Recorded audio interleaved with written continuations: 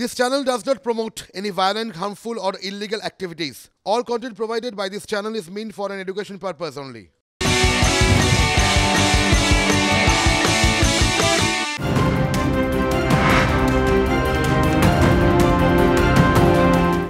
খবরের detail update দেব টিভি9 বাংলায় lima রয়েছে আপনাদের সঙ্গে। ভিসিহীন বিশ্ববিদ্যালয় নিয়ে বিস্ফোরক, যাদবপুরের অপসারিত উপাচার্য। টিভি9 বাংলার মুখোমুখি হয়ে বিস্ফোরক অভিযোগ বুদ্ধদেব সাউয়ের। রাজ্যপাল সংঘাতকেই নিশানা করলেন। পিংপং বলের মতো অবস্থায় কাজ করা যায় না, বিস্ফোরক বুদ্ধদেব। প্রাক্তন উপাচার্যের নিশানায় জুটাও। যাদবপুর বিশ্ববিদ্যালয় বর্তমানে উপাচার্যহীন অবস্থায় কার্যত চলছে। তার কারণ রাজ্যপাল যাকে সরিয়ে দিলেন, রাজ্য সরকার যাকে রাখতে চাইলো, সেই উপাচার্য আমার পাশে বসে তার মুখ থেকে শুনব। যাদবপুরে বিশ্ববিদ্যালয়ের মধ্যে একটা 5 তারা বিশ্ববিদ্যালয়, আপনি কাজ করতে পারছেন না, বাড়িতে থাকছেন, ডিপার্টমেন্টে যাচ্ছেন, সামনে ন্যাক এনবিএ, ছাত্রদের কী হবে? সেন্ট্রাল গভর্নমেন্ট, স্টেট গভর্নমেন্ট এবং চ্যান্সেলর স্যারকে যে পাওয়ার দেওয়া আছে তার বাইরে সমস্ত পাওয়ার যাদবপুর ইউনিভার্সিটির স্বায়ত্তশাসনের মধ্যে পড়ে।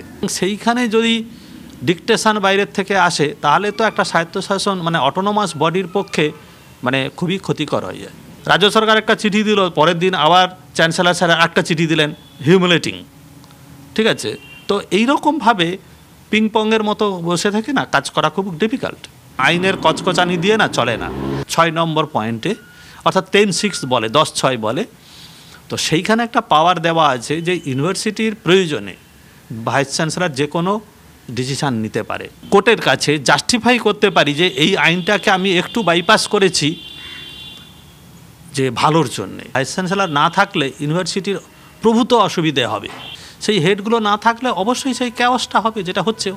কিছু টিচার, এবং সেটা আমি নাম করে বলতে বাধ্য হচ্ছি, জুটা প্রথম থেকেই কিন্তু আমার বিরুদ্ধে লেগেছে।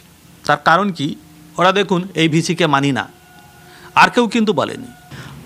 আমার উপরে যে মানে আন্দোলন মানে অন্যায় করা হলো সেটা নিয়েও একটাও কথা বলছে না। এইগুলো নিয়ে তো খুব মানে আমার হয় যে কেন এরা এটা করছে, এটা কি এদের পছন্দের ভিসি দরকার ছিল? সেই কারণে পিএইচডি অ্যাডমিশানে যে সুপার নিউমেরিনের দুর্নীতি, শুধু তাই নয়, সেখানে রিজার্ভেশানে ওবিসি এবং এসসি এসটিরও রিজার্ভেশানেও কিছু দুর্নীতি আছে।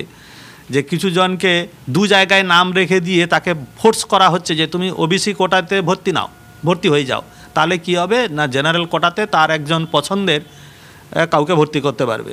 সেই জুটা কি করে চুপ থাকে? এই আর্টসের এত দিন ধরে যে পিএইচডি নিয়ে যে দুর্নীতিরা চলছে সেটা নিয়ে কেন তারা একটাও কথা ব্যবহার করছে না? ক্যামেরায় কুনালের সঙ্গে সুমন, টিভি9 বাংলা, কলকাতা। বুদ্ধদেব সাউয়ের অভিযোগের পাল্টা জবাব জুটার। উপাচার্য রাজভবন, বিকাশ ভবন দেখলে অরবিন্দ ভবনের স্বার্থ রক্ষা হবে না, পাল্টা কটাক্ষ জুটার সভাপতি পার্থপ্রতিম বিশ্বাসের। ফলে তরল পদার্থের মতো হলে খুব মুশকিল, যে পাত্রে রাখবেন সেই পাত্রের আকার ধারণ করবে। ভাইস চ্যান্সেলরদের নিজস্ব আকার, আকৃতি, তাদের নিজস্ব বোধ, বুদ্ধি, বিবেচনা, ভ্যালু জাজমেন্ট, এই প্রত্যেকটা জিনিস থাকা উচিত। ফলে এখানে নাইদার অব দি শাসক, কি কেন্দ্রের শাসক কি রাজ্যের শাসক, তাদের কথায় হ্যাঁ না করব, তাদের সুরে সুর মিলিয়ে চলবো।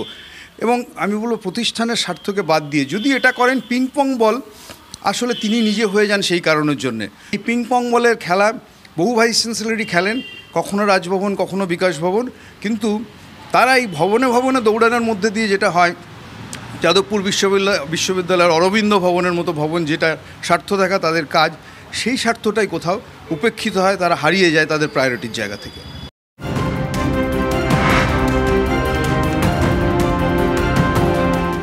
পরে খবরে আসছি বেলঘরিয়ার নন্দননগরে বিজেপি কর্মীদের মারধর ও হুমকির অভিযোগ।